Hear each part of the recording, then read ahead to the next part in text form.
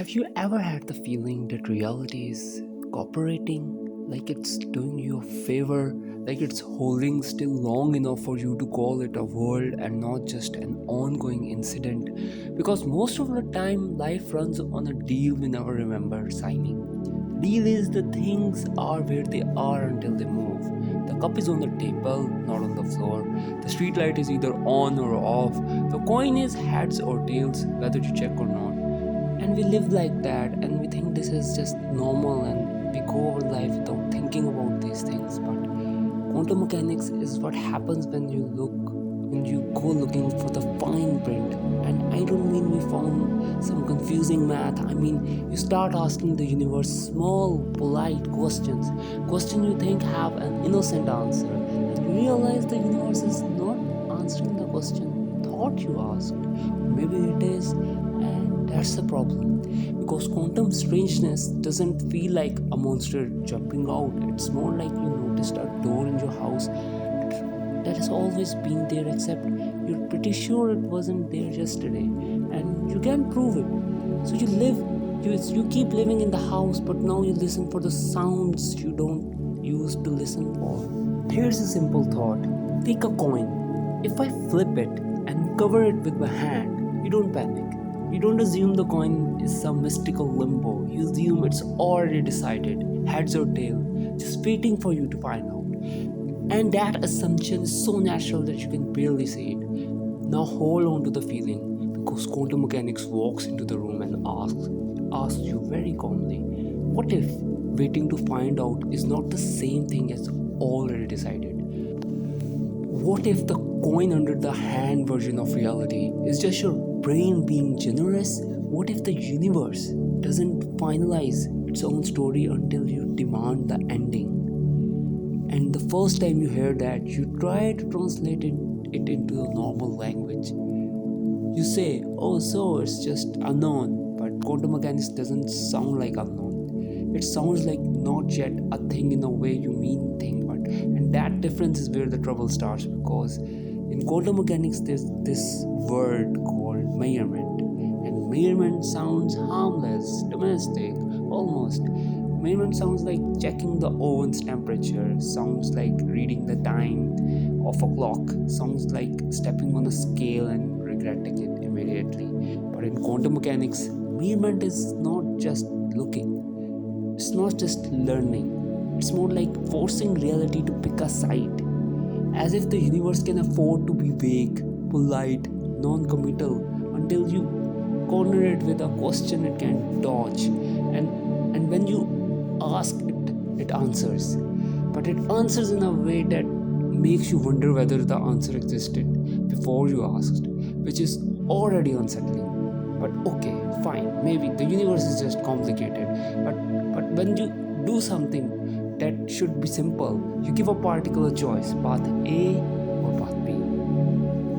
And if you don't check which path it took, it behaves like it took both, not half one and half the other, like split decision. More like the question, which one, is the wrong kind of question until you insist on it. And if you insist, if you set up the world so you can catch it in the act, something changes. If you set up the world so you can catch it in the act, something changes. Not in your knowledge, in the behavior, which is in the moment you start feeling the floor move under the conversation. Because now it's not just that reality is strange, it's that reality seems to be responding to the structure of your curiosity. And you can try to domesticate that. You can say, well, mirroring disturbed it. You say the equipment pumps it, but quantum mechanics has this way of not letting you relax in those explanations for too long. Because when you can engineer situations where the disturbance excuse starts to sound like a bedtime story, tell ourselves to keep the universe from sounding alive. And that's when the tension really starts building. Because if the weirdness were just small things are hard to measure, we could live with that.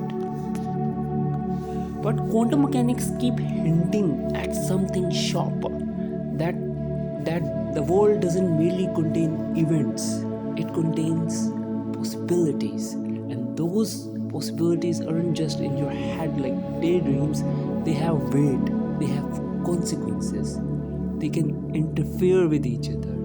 As if could happen is a physical ingredient of reality, not just a human mood. So you start thinking about choices differently. You start thinking about either or differently, and then someone says a sentence that sounds like a prank.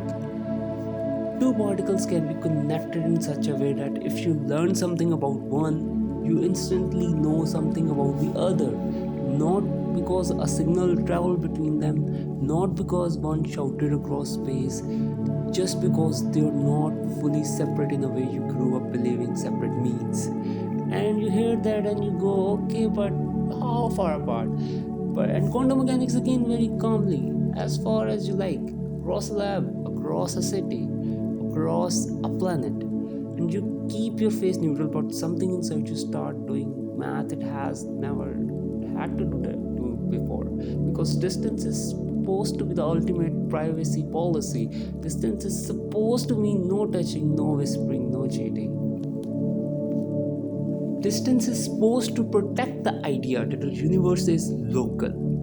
Here is here, there is there, and the two mind their own business. But quantum mechanics makes distance feel negotiable, like space is not the absolute separation you thought it was, but a kind of a stage trick. And now you're in a deep enough that you start noticing the pattern. Every time you try to pin the quantum world down, like a butterfly under a glass, it splits into a different form. If you demand a definite position, you gives a definite position. If you demand a definite momentum, it gives you a momentum.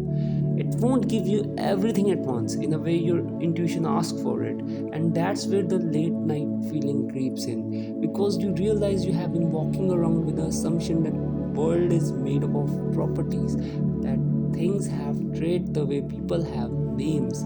But quantum mechanics whisper something else. What if properties are not possessed the way you think? What if they are produced, conjured, negotiated at the moment of interaction?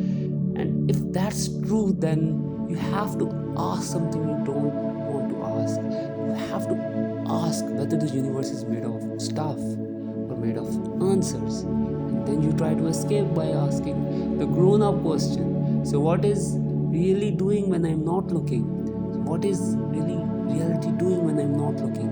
And quantum mechanics give you this awful elegant silence. Because depending on how you interpret it, you get different stories that will work, stories that all predict the same outcomes, stories that all feel like different kinds of impossible. One story says the wave is real and collapse is just what it feels like from inside. Another story says no, collapse is real and the universe genuinely chooses. Another story says it chooses every time every outcome happens, just not in the same branch of reality you're standing in. And if you're listening closely, you realize what makes quantum mechanics strange isn't only the answers, it's that the answers disagree about what the questions even mean, and still the math works. That's the part that makes it hard to dismiss as a confusion, because if it were nonsense it would fail, but it doesn't fail. It builds lasers, it builds semiconductors, it builds clocks so accurate they make your sense of now feel like a rumor. I mean, like, the predictions of quantum mechanics are very, very accurate. Quantum mechanics is not a ghost story, it's an engineering manual, which is maybe the most unsettling detail of all, that we can use it without fully agreeing on what it says about reality. Like, we found a lever sticking out of the universe and figure out how to pull it hard without ever locating what it's attached to. So when people ask why quantum mechanics is strange, they usually want the neat version. They want the one sentence answer. They want a fact that they can represent at a part and feel smarter for 10 seconds. But I think the real strangeness is slower than that. It's the feeling that universe is not built to satisfy your basic expectations, that it behaves like a world when you are living at a human scale and behaves like something else entirely when you get close enough to see the stitching. And the more you stare, the more it feels like the act of staring is a part of the stitch. So here's the tension I can resolve for you tonight. If observation changes what happens, and what if what happened isn't even a complete sentence until an interaction forces it to be one, then what exactly is reality doing in the dark? Not metaphorically, literally. When nothing is asking its questions, when nothing is forcing it to pick a side, is it a definite word that we simply don't know? Or is it a fog of possibilities that only hardens into a thing when the universe collides with itself? And if it's the second one, then maybe the strangest part of quantum mechanics is not that it's weird, maybe it's that it's honest. Maybe it's telling you that certainty is not the default setting. Maybe certainty is a special effect. And we are audience that forgot we are sitting in the theater.